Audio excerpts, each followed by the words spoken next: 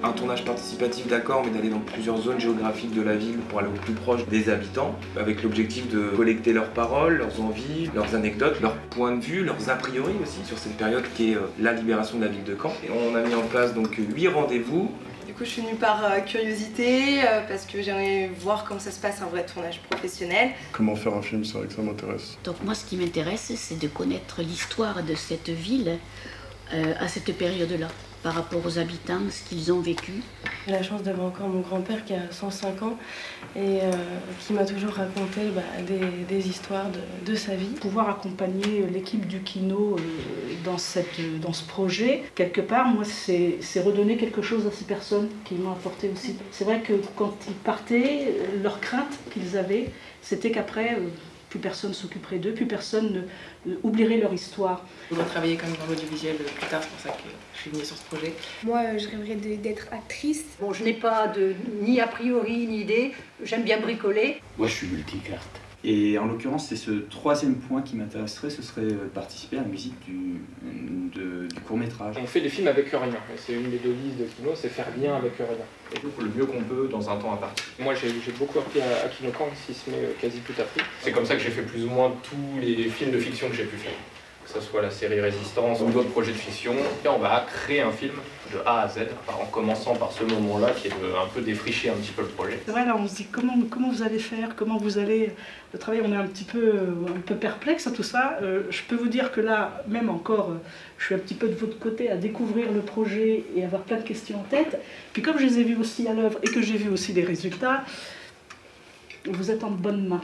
On a quand même un petit peu cet enjeu aussi de recréer du lien entre les habitants et leur territoire, à travers ça.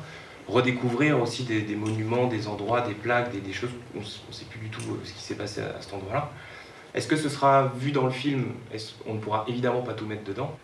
Y a toute une partie du chemin vert qui n'était pas du tout construite. En fait, c'était quasiment que des champs. Au Calvaire Saint-Pierre, il y a une rue dont je n'aime pas le nom. Devinez laquelle? Rue de la Défense Passive. Ouais. Oh, qu'est-ce que c'est? C'est bien qu'il y ait une rue qui porte ce nom, puisqu'on fait allusion à tous ces gens qui étaient volontaires pour aider leurs concitoyens. Par contre, effectivement, c'est le terme de passif. Parce que défense passive, ça veut dire que les gens qui en font partie ne portent pas les armes, ne tirent pas sur les Allemands. Mais ce sont des gens très actifs. Puis et toujours réfugié. C'est ça qui est dur, si vous voulez, quand vous êtes jeune, c'est toujours, c'est la réfugiée, c'est réfugié qui n'a pas toujours une bonne connotation, surtout quand on est pauvre. Juste ce qui m'a interpellée, c'est la façon dont elle a vécu en tant qu'enfant, jamais à sa place, quand elle a parlé. Moi aussi, je trouvais ça très intéressant parce que c'est toujours d'actualité. Et les gens ne peuvent pas se rendre compte ce que c'est que d'avoir tout perdu, hein, papier, photos.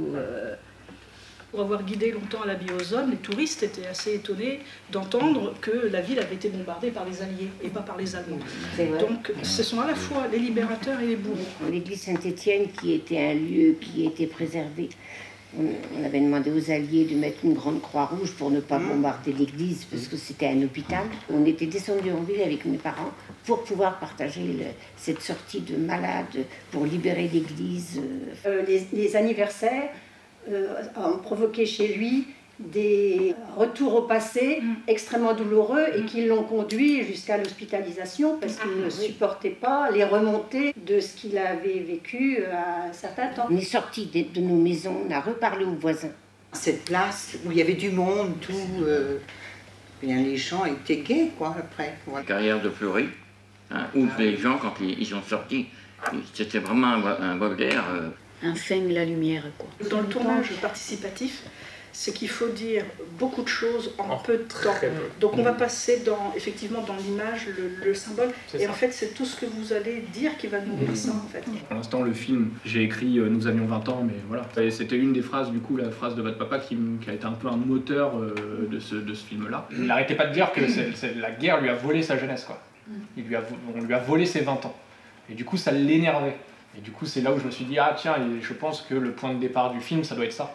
Finalement, c'est une jeunesse qui n'a pas de jeunesse. Donc Violette et dans la défense passive à Caen. Donc quelque part, si à un moment donné on peut évoquer juste des équipes d'urgence de la Croix-Rouge, parce que je pense que là il nous manquerait, voilà, perso ça me plairait assez. Auguste est dans la Wehrmacht en déroute, 125e Panzer Grenadier Regiment, et David est dans l'armée canadienne, 17e Duke of York. Ils ne le savent pas encore, mais leurs vies sont étroitement liées.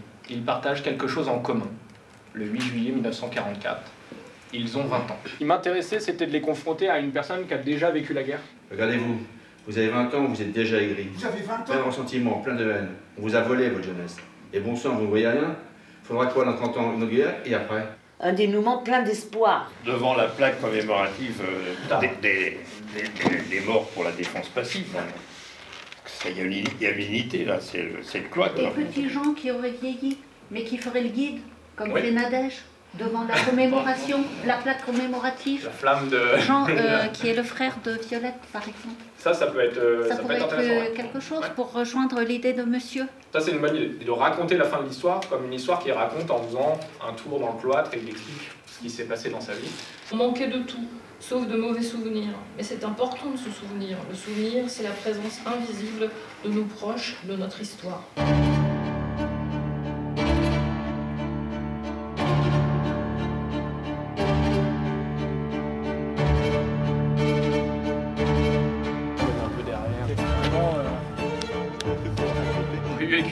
C'est une dame qui a 86 ans qui déménage. L'appartement est vide, mais il est de 1930 et les tapisseries n'ont pas bougé. Actuellement, c'est Juliette Jouan, qui jouerait Violette, qui l'année dernière a fait l'ouverture du Festival de Cannes en premier rôle avec Louis Garrel dans L'Envol. Et Kampfen, qui est un comédien suisse-allemand. Stéphane Kornikar, qui a joué dans Le Soldat Ryan, dans Spectre, l'avant-dernier James Bond, qui est un acteur de voix. I'm pretty sure I saw one over there. Avec un accent écossais.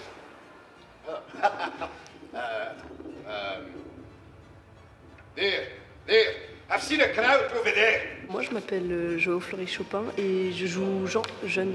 J'ai déjà joué pour Maxime il y a 5 ans, aussi pour un film pour le 75e anniversaire. Par contre, il y a tout le reste du casting qui est ouvert et on va avoir besoin de vous.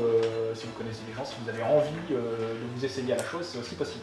On a un grand tableau qu'on va remplir avec qui veut venir quand, faire quoi. S'il y a besoin d'une place au costume, je veux bien faire du maquillage.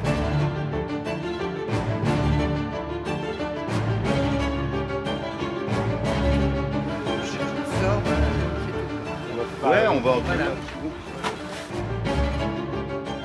Moi c'est Guillaume et je suis assistant sur le projet. Tu nous as fait un très beau développement. Ah, c'est toi. Et moi je me suis libérée les 5 jours. Bon. Dans l'encadrement et l'accueil des visiteurs autour du tournoi. Et qu'ils puissent dire voilà ce qu'on fait, pourquoi on le fait, comment ça a été fait. Des postes de spectateurs, ça peut être 3-4. On mettra une petite salle à disposition. Il y aura un écran pour voir en live ce qui se passe à l'image, voir un petit peu les coulisses du film. Qui pense pouvoir venir à un moment le mercredi faire de la film venir, hein. On a besoin de toutes les générations dans cette scène. Moi j'ai deux éléments. Ah, du secteur 1, donc c'est le secteur ici, la salle et du port à la maladrerie. On a la chance d'avoir Marion qui est ici, qui est costumière. Je ne suis pas du tout une spécialiste des costumes de guerre, etc. Mais je suis par contre une professionnelle du costume, donc je peux regarder les documents sur les silhouettes, essayer de trouver des choses, de rendre les choses vraisemblantes. Un chef opérateur qui s'occupe que de la partie caméra, image et lumière. J'ai fait pas mal de films historiques notamment. J'en ai fait un peu une spécialité. On est un manager d'une équipe qui peut être résumé à soi-même ou à plein de gens. Ce qu'on appelle un effet de plateau à faire. Tout ce qui est flamme, effet d'explosion, des choses comme ça, là l'astuce en fait c'était des canons à feuilles thermiques, sachant qu'on travaille justement en partenariat avec la mairie. J'ai tilté tout de suite. S'il y a des choses derrière lui, des livres et tout, Vincent s'il actionne et que ça pousse ces débris, ces faux débris, il faut aussi qu'on trouve un moyen de pousser tous ces livres d'un coup. Donc on va sûrement les attacher avec un petit fil et tirer dessus au même moment et... 3, 2, 1, C'est ça, ce qui est formidable au cinéma, c'était Benoît Poulvord qui disait ça, c'est chaque artisan est à sa boutique et à la fin c'est le village qui s'anime. Voilà, nickel. On aime les tournages comme ça. Ah ouais, mais là, tu es pas dans Petite épingle à nourrice. Ça se portait un peu à la Vandame, c'est ça? À la Chirac plutôt. À la Chirac, toi, le pantalon, ouais. Dash est là, j'ai amené la... Il peut y avoir du monde plutôt par là. Voilà. Le premier plan, le large, s'il vous plaît. Et 3, 2, 1, action. Violette, on rentre. Et boum.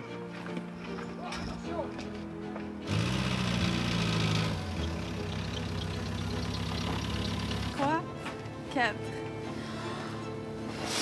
Et 3, 2, 1, action.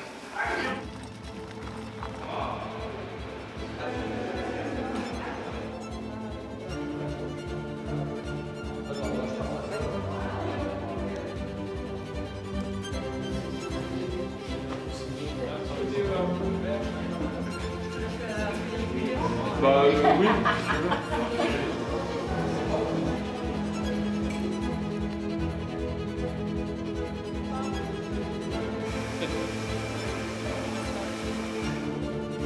Je vous filme.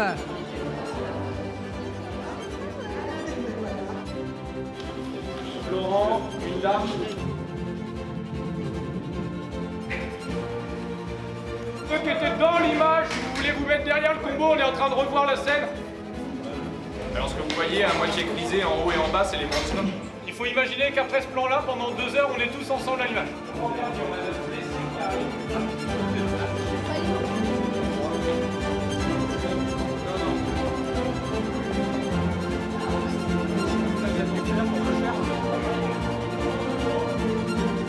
Ok, coupé.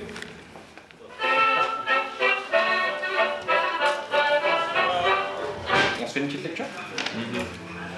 Avec le ton ou... On peut mettre 50% d'intention pour l'instant. J'ai pas envie que vous passiez 30 ans à galérer, à vous dire mais... Avec les remords. Exactement. Allez les amis. Merci. Allez, silence partout. 3, 2, 1, action. Et qui plus est, un boche déserteur. Un boche, mais c'est qu'un gamin comme toi. Non, les gamins comme moi, ça crève la dalle à cause de gamins fanatiques. Laissez Adèle, je n'ai pas besoin d'aide, je partirai dans la nuit.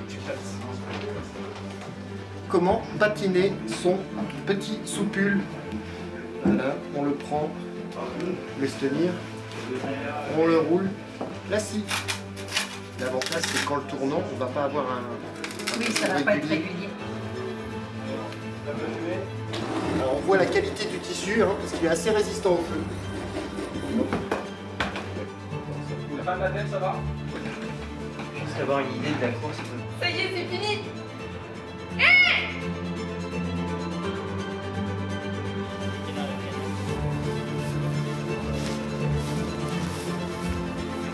Faire un peu de course. Tu vois bien?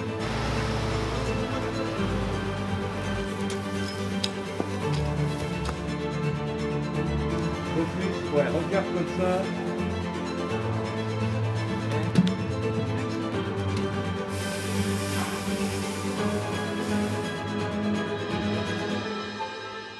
Ah bah vas-y, tu l'ouvres et moi je vais chercher les piles. Je l'ouvre.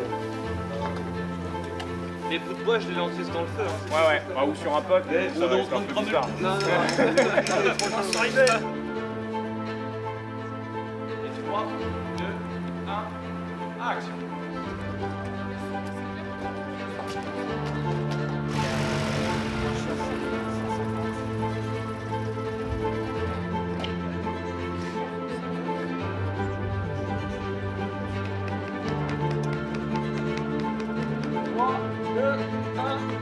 Action.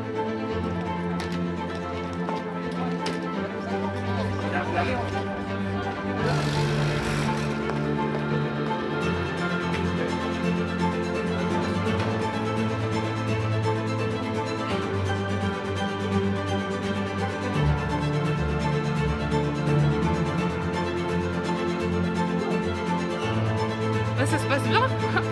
Je trouve ça super. Je reviendrai volontiers. 2, 1, action.